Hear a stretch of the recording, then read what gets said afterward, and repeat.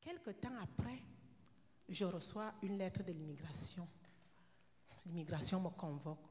Je me rends à l'immigration. On me remet une lettre en main. On me dit de signer. C'était la lettre de déportation. On me dit, on doit vous déporter dans votre pays. Je suis rentrée ce jour-là, fatiguée, pleurée. J'ai pleuré toute la nuit, toute la journée. J'ai pleuré. Je ne savais plus quoi faire.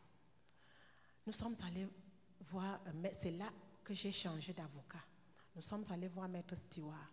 Maître Stewart a essayé de faire tout ce qu'il pouvait. On ne faisait que renvoyer la date d'un mois, renvoyer, jusqu'au jour où on a encore donné une autre date que je dois quitter. Cette date-là, j'ai fui. Je suis allée me réfugier chez une amie au métro Jolicoeur. Je suis allée me cacher là-bas. L'immigration m'a cherché, on ne m'a pas trouvé. En ce temps-là, j'étais enceinte, à terme, et puis j'avais un bébé en main. Mon mari est allé me louer un appartement à Plamondon, je suis allée me cacher là-bas. J'ai été là-bas jusqu'au moment où je devais accoucher. Je suis allée à l'hôpital, j'ai dit, Seigneur, je te remets mon sort. Je suis allée accoucher, j'ai accouché, je suis rentrée à la maison. Après, je suis restée toujours dans l'angoisse. Je pleurais tous les jours. J'allais même me suicider. Je me disais qu'est-ce que je vais encore faire maintenant? Alors, j'ai pensé à une parole que mon père me disait souvent. Nous disait souvent, chaque fois, notre père nous disait, chaque fois que vous êtes dans la détresse, pensez que les portes du ciel vous sont ouvertes. Repliez, allez chez votre Seigneur. Il est toujours là pour vous. J'ai pensé à cette parole, j'ai dit, il faut que j'écoute la parole de Dieu. J'ai appelé Maman Marie, que je connaissais bien avant, je venais d'arriver. Maman Marie est là, je l'ai appelée au téléphone. J'ai dit à Maman Marie, tu m'avais dit que tu pries quelque part, est-ce que tu peux m'amener? Elle a dit, il n'y a pas de problème. J'ai dit, comme je venais juste d'accoucher, l'enfant avait 2 semaines. J'ai dit à mon mari, est-ce que tu peux m'accompagner chez Maman Marie? Il m'a accompagné. Nous sommes allés à l'Arche. On était encore sur Saint-Michel. Je suis arrivée à l'église, on a prêché la parole de Dieu. Ça m'a tellement réconfortée. J'étais réconfortée. Je suis rentrée à la maison. Arrivée encore à la maison, la même détresse a encore commencé. Je n'avais pas le repos, je n'avais pas le repos du cœur. Tout le temps, mon cœur était tourmenté. Je pleurais, je me demandais que je vais faire comment, qu'est-ce que je vais faire? J'ai dit, il faut que je m'attache à Dieu. J'ai continué à aller à l'église. Je partais à l'église. J'ai fait part à l'homme de Dieu, le pasteur Badi. Il est venu même chez moi. On a prié. Le pasteur Badi m'a dit ceci. Maintenant que tu es dans cette situation, moi je crois que tout ce qui est impossible aux hommes est possible à Dieu. Si tu crois, tu verras la gloire de Dieu. Alors ce jour-là, j'ai pris la décision de venir à l'église. J'étais très assidue au temple. Je venais tous les jours. Tous les jours, je venais. Chaque fois, je venais. Prière de mercredi. Dimanche, j'étais toujours là. Alors, un jour, nous sommes allés au barbecue chez Maman Claudine à Laval. C'était, je crois, en 2007. Nous sommes allés au barbecue. C'était pendant l'été comme ça. Maman Marianne a dit, maintenant, chacun va donner son témoignage. Qu'est-ce que Dieu a fait pour toi? Qu'est-ce que tout le monde a donné son témoignage? Mais le témoignage qui m'a beaucoup touchée, c'était le témoignage de Maman Virginie.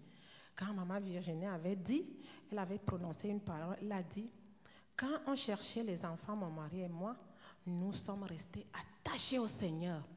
Elle a bien précisé, pas attachés à l'église, pas attachés à l'assemblée, mais attachés à Dieu. Alors j'ai dit, je vais un peu demander à Maman Virginie, comment on s'attache à Dieu? Nous sommes allés à l'église, le pasteur a lancé une série d'enseignements où le pasteur Hubert avait prêché comment développer l'intimité avec son Dieu. Cette leçon-là, j'ai eu toutes les réponses que je voulais demander à Maman Virginie. J'ai dit gloire à Dieu. Ce jour-là, j'ai pris la décision, j'ai dit au Seigneur, je vais m'attacher à toi. J'ai continué, on a continué à venir à l'église, on a changé d'église, on était là-bas. Le Seigneur a fait beaucoup de choses pour moi. J'ai beaucoup de témoignages dans ma vie que j'ai mené à partir du jour où j'étais convertie. J'ai beaucoup de témoignages. Alors, quand nous sommes venus ici, dans ce sanctuaire, on commençait à venir. C'était comme plate là. Tous les serviteurs étaient occupés. Les gens ne venaient presque pas. Mais on venait. Il y avait quand même une poignée de personnes qui venaient. J'ai prié mon Dieu. J'ai dit, Seigneur, qu'est-ce que tu veux que je devienne maintenant? Les serviteurs de Dieu ne viennent pas. Je ne suis plus capable d'écouter la parole de Dieu. On continuait à prier. Le frère Alain Doudou nous disait toujours d'intercéder, que ce n'est pas normal, c'est un problème spirituel, il faut beaucoup prier. Alors un jour, je suis venue à l'église, j'ai trouvé le pasteur Neto et le pasteur Hubert ici. J'entrais là, je ne m'attendais pas. Je les ai trouvés, j'ai dit gloire à Dieu. Les hommes de Dieu sont encore là. Dieu a déjà exaucé à notre prière.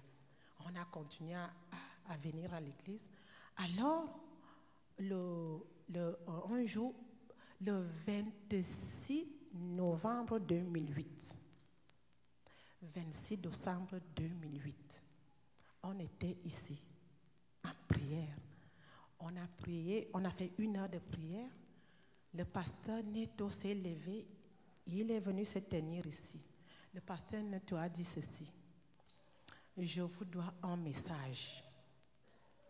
Le Seigneur vous a envoyé un message. Ce n'est pas à tout le monde, c'est pour les gens qui sont là. Vous qui êtes là présentement, c'est votre message. Le Seigneur m'a dit de venir vous dire que désormais, votre vie ne sera plus la même. J'ai acclamé Amen. C'était comme une boule dans mon cœur. J'ai été contente, je suis rentrée à la maison toute contente. J'ai dit, Seigneur, enfin ma vie va changer. Enfin ma vie va changer. Je suis allée à la maison, j'ai eu des insomnies cette nuit, je n'ai même pas dormi. Avant que le réveil sonne même, j'étais déjà debout. J'ai commencé à louer Dieu, à louer, à chanter. Ma façon de louer a changé ce jour-là. J'ai dit, Seigneur, enfin ma vie va changer. Le pasteur Neto nous avait averti ce jour-là, a dit, mais il y a une chose, attendez-vous aux tribulations. Attendez-vous aux tribulations. Mes tribulations ont doublé. Ça a triplé. Ça a quadruplé. Mais le Seigneur m'a donné la force parce que je venais toujours écouter la parole de Dieu. Et il y avait toujours un message pour moi chaque mercredi. Toujours il y avait un nouveau message pour moi. Je tenais ferme. Les tribulations ont doublé encore. C'est là où j'ai fui. J'ai pris mes enfants. Je suis allée me cacher à la maison des femmes victimes de violences. J'ai dit, je n'en peux plus. J'ai fui. Alors, quand j'ai fui, je suis partie. Mon mari a porté plainte. Il a demandé la garde des enfants. Nous sommes allés au tribunal pour la première fois. On m'a donné la garde provisoire et on lui a donné le droit de visite. La deuxième fois, nous sommes partis au tribunal. On a reconduit la même procédure. La troisième fois, on devait se rencontrer le 27 avril. C'est le jour-là qu'on devait discuter la garde légale. Alors, nous sommes allés au palais de justice. Alors, quelqu'un qui connaissait mon point faible a appelé l'immigration. On arrive comme ça au palais de justice, on voit la police des frontières était partout. Je suis au téléphone comme ça, je suis en train d'appeler un ami. Je vois comment quelqu'un me pointe du doigt. Là, voilà, là-bas. J'ai dit, Seigneur, c'est fini pour moi. Je vois comment ces policiers s'avancent à côté de moi. Est-ce que c'est vous, Madame Mendo? Je dis, oui, c'est moi.